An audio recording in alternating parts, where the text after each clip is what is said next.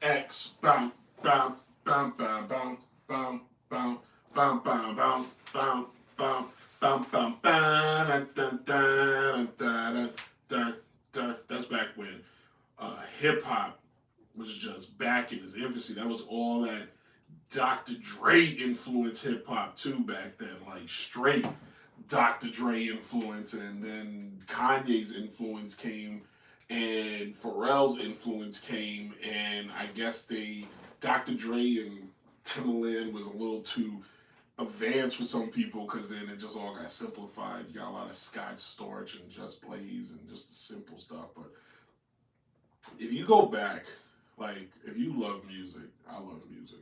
I love music so much. I love storytelling. So sports tell stories, music tells stories, movies tell stories.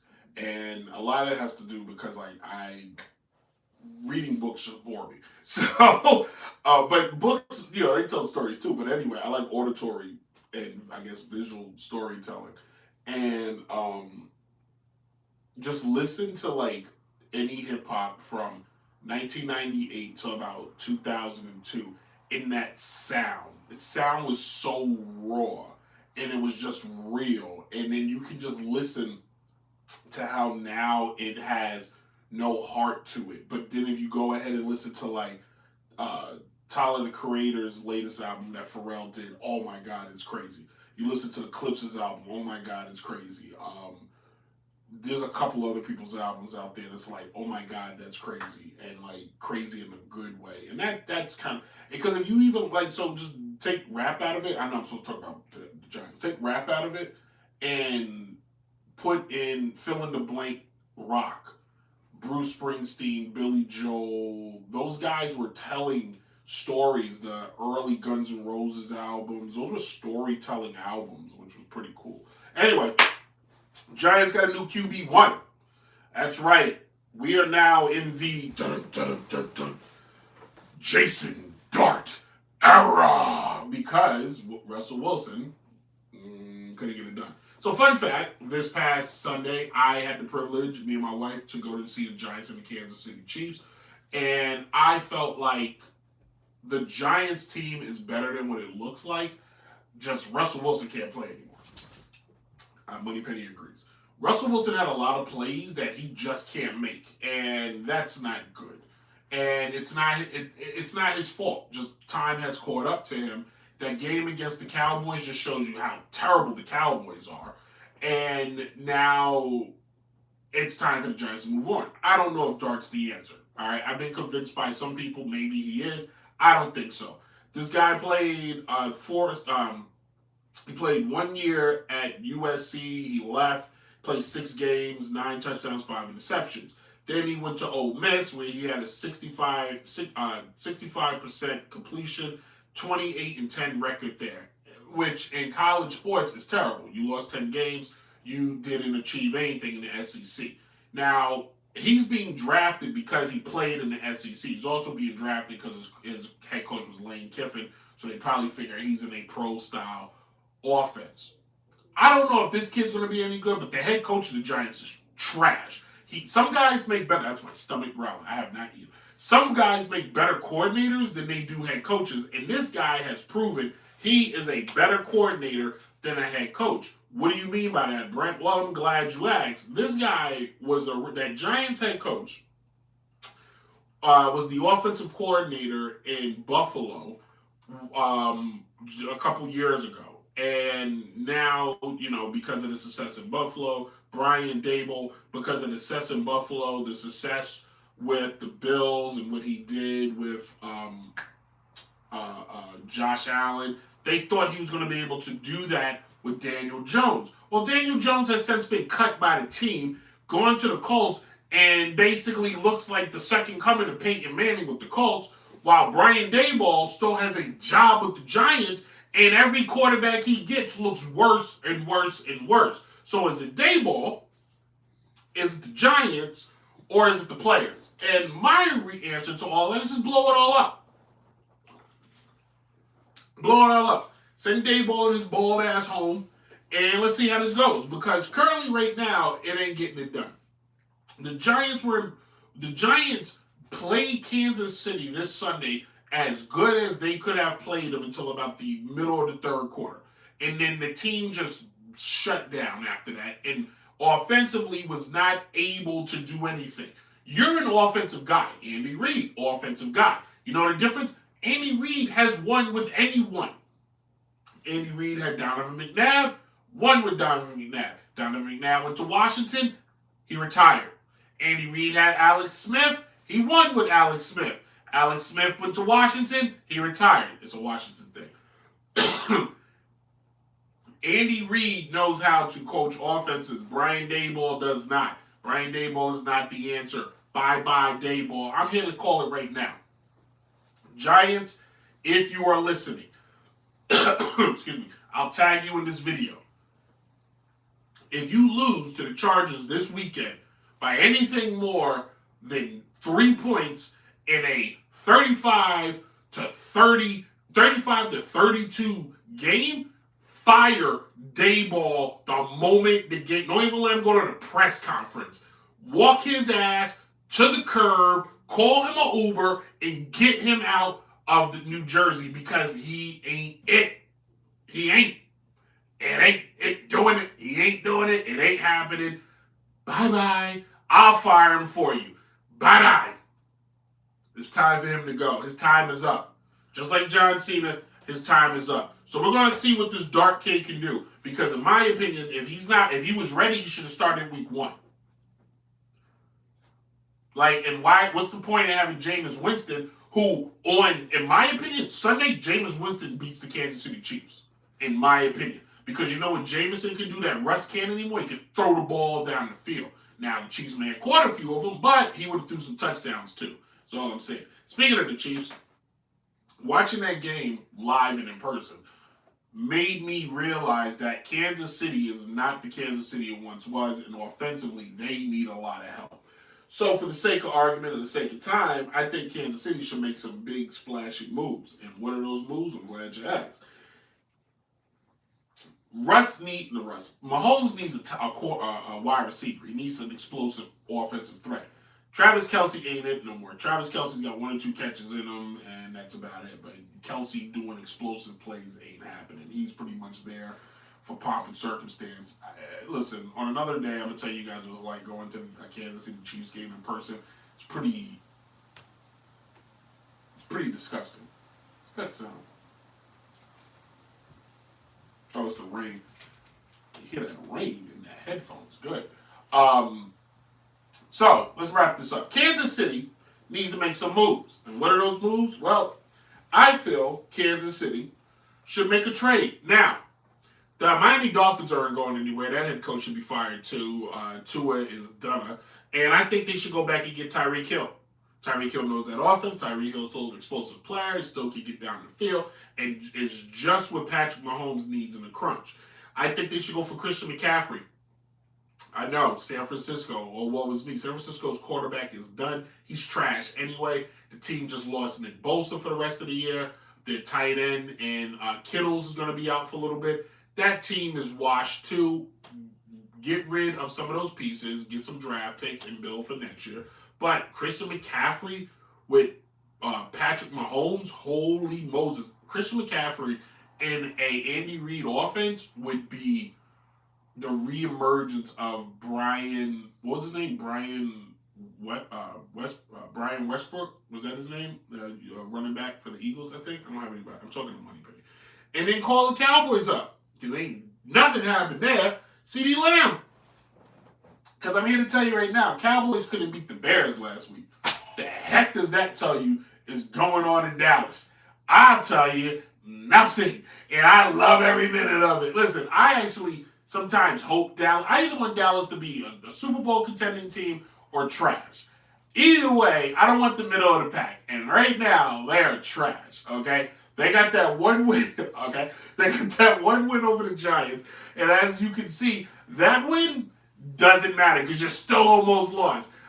They lost to the Bears last week. Right, Money Penny? Am I crazy? Cowboys lost to the Bears last week? I don't know. If you watch, anybody watching this? Nobody's watching? Because somebody should be correcting me right now. Nobody's correcting me. I'm going to check. Let me check. Mic check. 1, 2, 1, 2. Everybody want to check. 1, 2. You would think I would have notes. I got to hurry up. I got to get to the segment. Yeah, Cowboys lost, and they just didn't lose. They lost bad. Oh, I love it. Yeah. Send CeeDee Lamb to Kansas City, all right? All right. We're going to take a quick break. Facebook and YouTube, you're about to get From the Stands, which is a special segment we're doing. It's normally something I do on the side. The podcast, you're too going to get From the Stands because the show's being recorded on a random Thursday. So, we're going to take a quick break. We'll be right back. Downright Sports, everybody.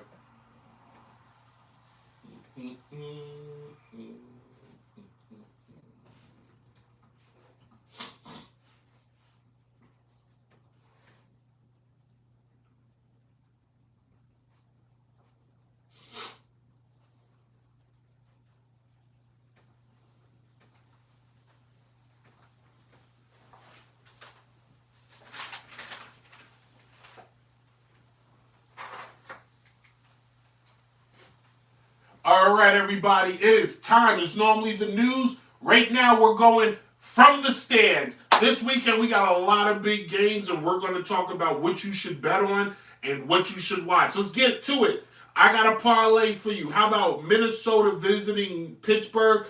Pittsburgh plus 124 on the money line. Give me Pittsburgh. Then you got Philly going to Tampa Bay. Both teams are 3-0. Philly is the favorite, minus 190. Give me Philly. The 4 o'clock game. Baltimore going to Kansas City. Both teams 1-2. Somebody's got to become 500 team. Baltimore's favorite 146. Give me Baltimore. Upset alert. New 0-3. The New Orleans Saints are visiting the 3-0 Buffalo Bills. Is this where Buffalo drops a goose egg? Maybe. Money line Saints. Plus 870 just for laughs. Give me the Saints. If you put $20 on this one, your payout's going to be $1,097. I like that money. Let's move on to college football. Some games you need to watch. Number 8, Florida State 3-0 is visiting UVA, who's 3-1. It's going to be crazy in Charlottesville this weekend. Give me Florida State, although I would like UVA for the upset. Number 4, 4-0 SEC schools. LSU, number 4, taking on number 13, Ole Miss in Ole Miss. LSU and Brian Kelly got a lot to prove. Give me Ole Miss. Number 21, USC is visiting number 23, Illinois. The battle of the Big Ten. That's just ugly to say. Give me Illinois. Number 6, Oregon is visiting number 3, Penn State. I know Penn State. There's going to be a lot of traffic on 81 this weekend. Give me Penn State. And then number 17, Alabama's taking on number 5, Georgia. I want this game so bad. Give me Georgia beating Alabama, followed by the firing of the Alabama head coach. I love chaos. I want all the chaos. All right, let's move on. Let's keep going college football, but now it's time to go to HBCU. Hit the bands. Hit the bands. Hit the bands. All right.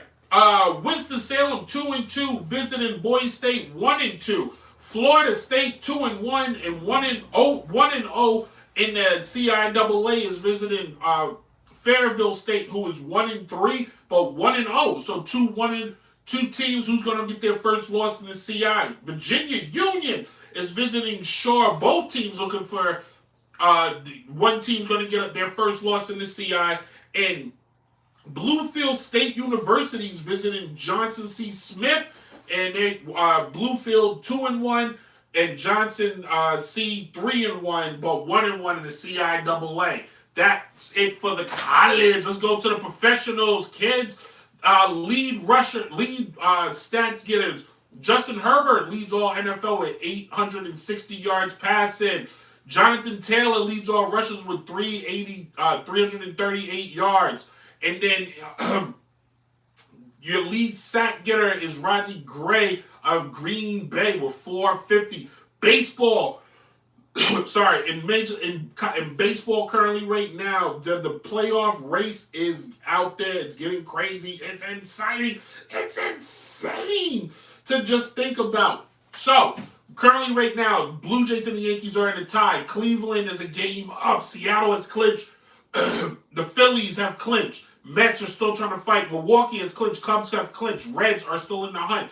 Dodgers have clinched. Padres have clinched. Padres still trying to get that division. And that is it for baseball. The WNBA playoffs are in full bloom. And we're going to discuss that in just a second. But currently, right now, both series are tied. The Lynx and Phoenix are tied, and the Aces, and the Fever are tied without Caitlin Clark. This is from the stands. This special Downrange Sports. Keep listening, like, comment, and subscribe. We'll be back with more show.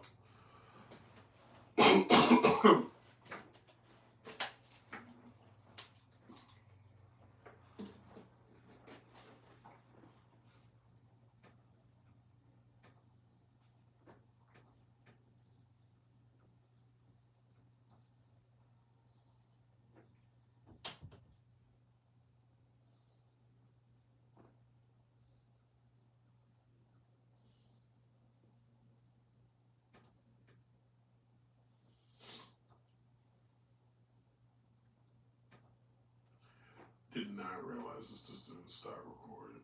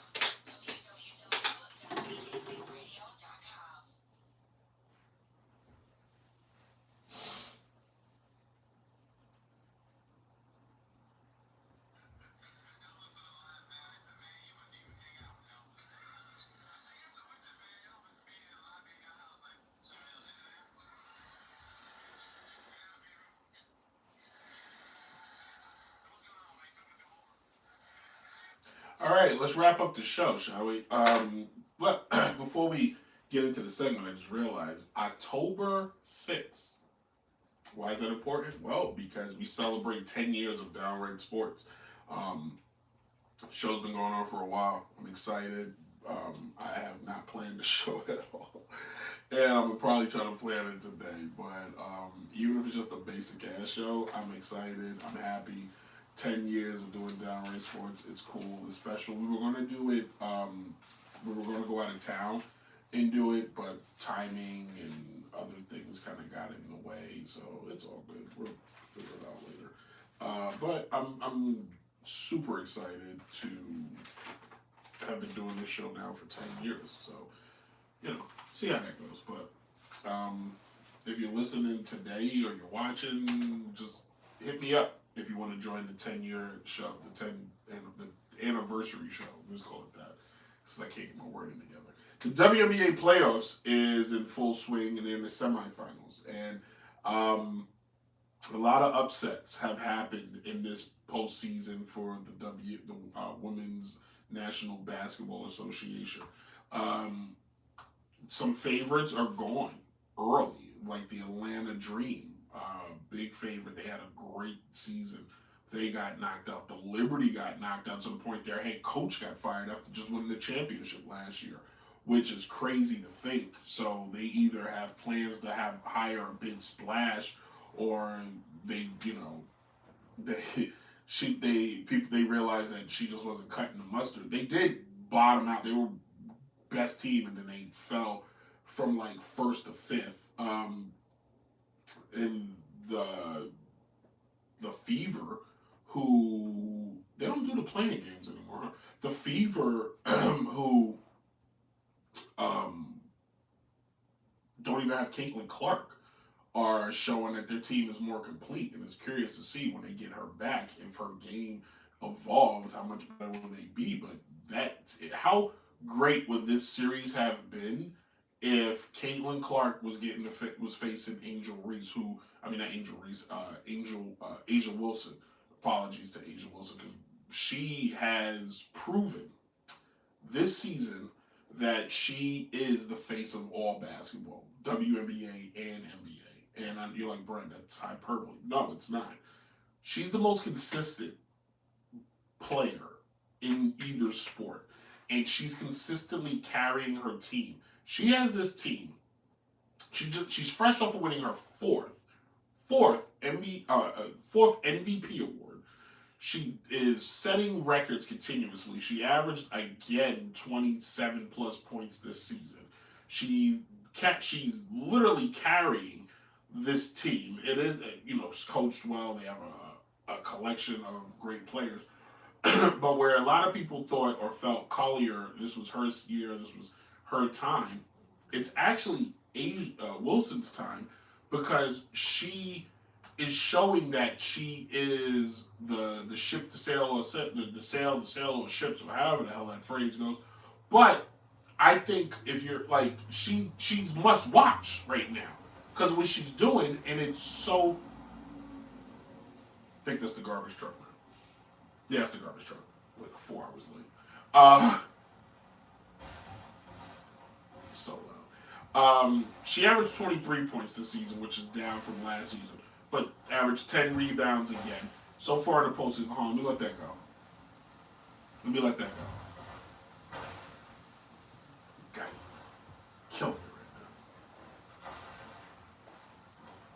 now. There's leaves blow everywhere. I only had 2 cans out there. I only had 2 cans for him to make all that noise. It's all good. He's doing his job. She's averaging 25 points this postseason right now. She's leading the way on her team. And they're tied because they're playing a good team in the Fever who, what the heck woke them up? But, this team was built in the offseason.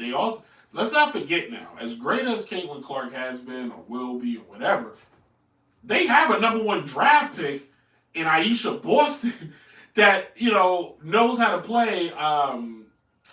Mitchell is a fantastic ball player, averaging 23 points right now. Simmons averaging 13 points. Boston averaging a double-double. So this is a complete team. Like these ladies know how to play and know how to get by and know how to get busy. Now, and you got a veteran in Howard on the team that's probably talking them through and walking them how to get everything done, who's been there before and has had a career of, excuse me, was played on the Liberty teams in 2002, 2001, was in Seattle for those seasons, was in Minnesota when they were winning championships. So she knows how to win, okay? Like, let's not. So they have that veteran youth infusion, and that's why they're giving the Aces a run for their money. With that being said, I need the Aces to win. I only want the Aces to win because if they win, now who the Aces face next is, it's a little, I don't know. They need to face Minnesota. Minnesota has a rich history of being in the championship. They got 4 championships, and Maya Moore, who just made it to the Hall of Fame, is being celebrated. We could go back and relive and revisit her greatness. But I would love to see the Ace get back there versus Minnesota. Wilson versus Nafisa Collier. Collier was the MVP up until like the last month of the season. So we're going to get a marquee matchup that only you can do in NBA 2K. So let's see how that plays out. I'm excited. And they're having a fan. And if you look at the Aces, I thought he left. He stuck around. He wanted to hear the show. If you pay attention to the Aces and what they've done in this historic run, they've been to the championship 3 times now. They won 2. They went back-to-back 2020 and 2023. They're on the verge of going back again. Wilson just got another MVP award. This is Magic, Lakers. This is Tim Duncan, San Antonio, Steph Curry, Golden State. Like, where they're going to put themselves in rare air. And I think 2 more, if they can win this year, and then they can maybe squeak out another championship, giving them 5, that's going to paint them as the marquee historic team. Now, there are a couple four-time Minnesota. Nothing has come close to the Houston Comets, who went 4 in a row. But the Liberty winning last year made people think now was their time. But the Aces proven like, no, they're still the franchise to beat. They draft well, they scout well, they play well, they're coached well. That is the recipe for success. And they have a without a doubt, once in a lifetime, game changing face of a league player. And in my opinion, face of all of basketball. So that's what I think. And, I can't, I'm going to be observant of these and see how it goes. All right, let's wrap it up because I'm hungry. Thank you all for listening. Next week back, all new show as we get ready for baseball playoffs. And then October 6th, mark it! 10 years of Downright Sports. We celebrate the anniversary show. I'm excited. I'm happy. I think it's going to be glorious and great. All right. If you like the show and you want to know more about the show, follow us at TikTok, Blue Sky, Facebook, and Instagram. Download the DJ Chase Radio podcast. Download the show on anywhere you get your podcast. Be safe. Be respectful. I had a different show. I was going to get on my soapbox. I don't feel like doing it. We're going to keep it peaceful. We're going to keep it easy. All right? Everybody, have fun. As always, deuces.